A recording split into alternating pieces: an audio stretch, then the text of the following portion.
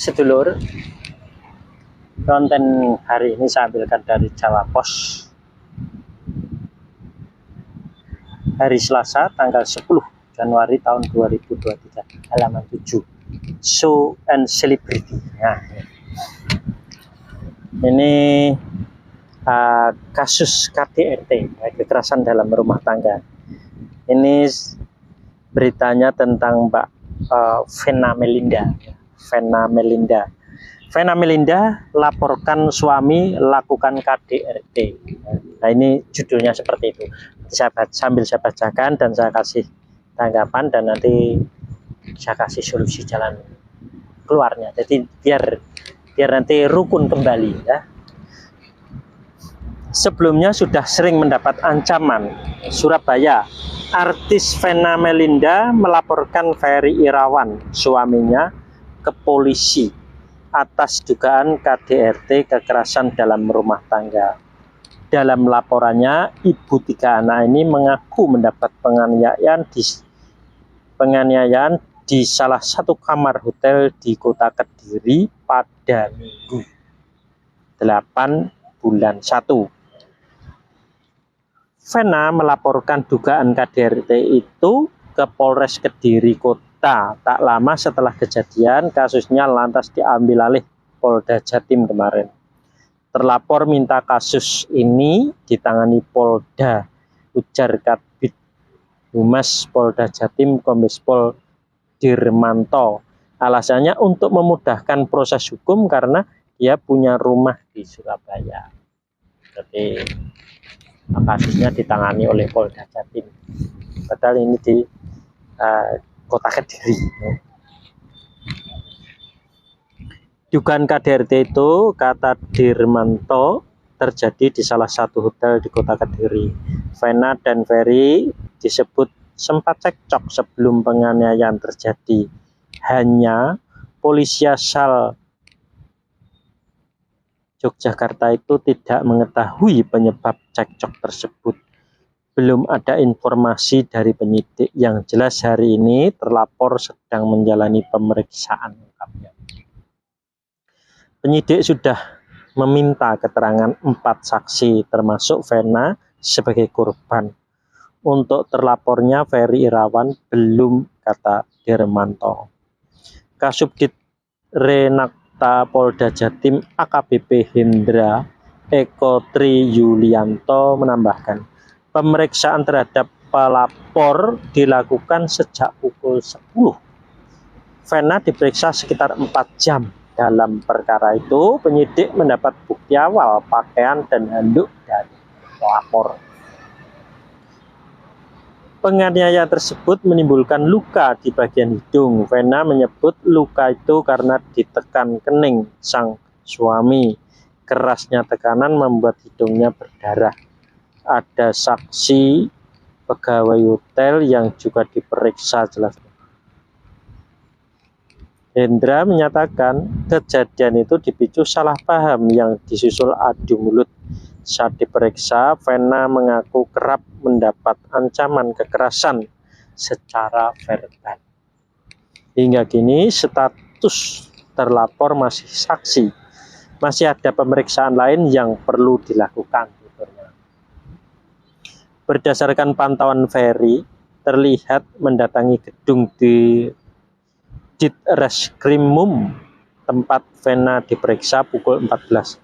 Dia berjalan sendirian dan menolak berkomentar. Begitu juga ketika keluar 3 jam berselang. Sementara itu Vena tidak terlihat keluar dari gedung Ditreskrimum. Namun Hendra menyebut dia sudah pergi setelah pemeriksaan selesai. Status hukum Ferry sampai tadi malam masih sebagai terlapor. Dirmanto menyatakan bahwa pihaknya telah mendapat informasi dari sejumlah saksi yang dihadirkan. Laporan KDRT itu terjadi di usia pernikahan mereka yang belum genap setahun. Jadi nikah baru tahun, kemarin sore ibaratnya, istilah patah kata ya. Vena dan Ferry resmi menjadi suami istri pada 7 Maret 2022. Kabar tersebut mengejutkan publik karena keduanya dikenal sebagai pasangan bucin lantaran tak pernah absen pamer kemesraan di hadapan publik. Pekan lalu mereka baru saja pulang dari Hong Kong untuk liburan akhir tahun bersama keluarga. Sebelum dengan Vena, Ferry pernah 3 kali menikah. Seluruhnya berakhir dengan perceraian. 2 dari pernikahan terakhirnya juga diwarnai isu KDRT, yakni dengan Novi Sintawati 2001 sampai 2009 dan Anggia Novita 2009 sampai 2021. Dalam wawancara dengan Maya Estianty yang disiarkan di YouTube, Anggi menyebut Ferry sebagai sosok yang kasar dan temperamental. Dia juga sering meninggalkan rumah hingga hitungan bulan. Beberapa kali Ferry meletakkan pisau Swiss Army ke leher Anggi ya. Di tengah perjuangan Anggi untuk sembuh dari stroke, Ferry memutuskan untuk menceraikannya. Nah, ini lur ya. Jadi Mas Ferry Irawan ini sudah menikah 3 kali, jadi selalu diliputi dengan KDRT. Nah, itu semua orang otomatis pasti menyalahkan Mas Ferry Irawan karena dia temperamental apa gimana ya tak? Nah, itu sebetulnya gini lur ya, terbentuknya temperamental itu karena didikan orang tua. Jadi karena ucapan-ucapan orang tua. Lah bagaimana agar biar temperamental itu sembuh? Mudah sekali. Jadi orang tua harus memberikan ridho pasrah sumeleh. Nanti dia akan hasilnya apa? Akan menjadi tidak kasar, jadi tidak keras hati, tidak keras kepala. Nah, seperti itu. Jadi ini kesalahan dari kedua orang tuanya Mas Ferry. Ya. Nah, sedangkan ya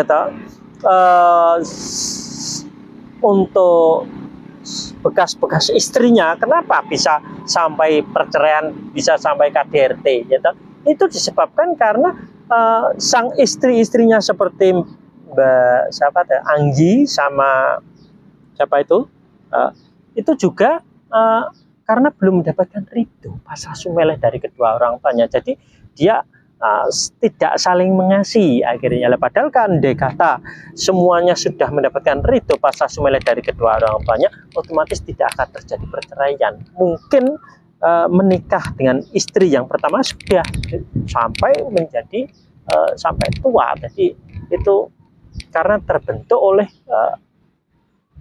kedua orang tuanya masing-masing. Jadi ya sehingga akhirnya menimbulkan perceraian tadi. Jadi sebetulnya mudah sekali untuk menyelesaikan ini. Jadi tidak sulit. Jadi sama Mbak Vena Melinda pun begitu, harus aja Mbak Venanya juga harus mendapatkan ridho pasrah sumeleh dari kedua orang tuanya. Jadi nanti hasilnya apa? Kasih.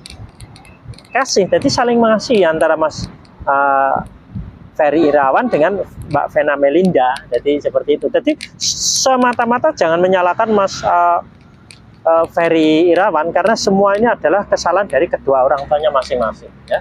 Jadi karena yang menciptakan itu kan kedua orang tuanya, yang melahirkan orang tua. Jadi yang membuat susah itu berarti orang tuanya. Gitu. Lah bagaimana biar tidak menjadi susah, ya otomatis harus mendapatkan ridho pasrah sumeleh dari kedua orang tuanya masing-masing. Gitu.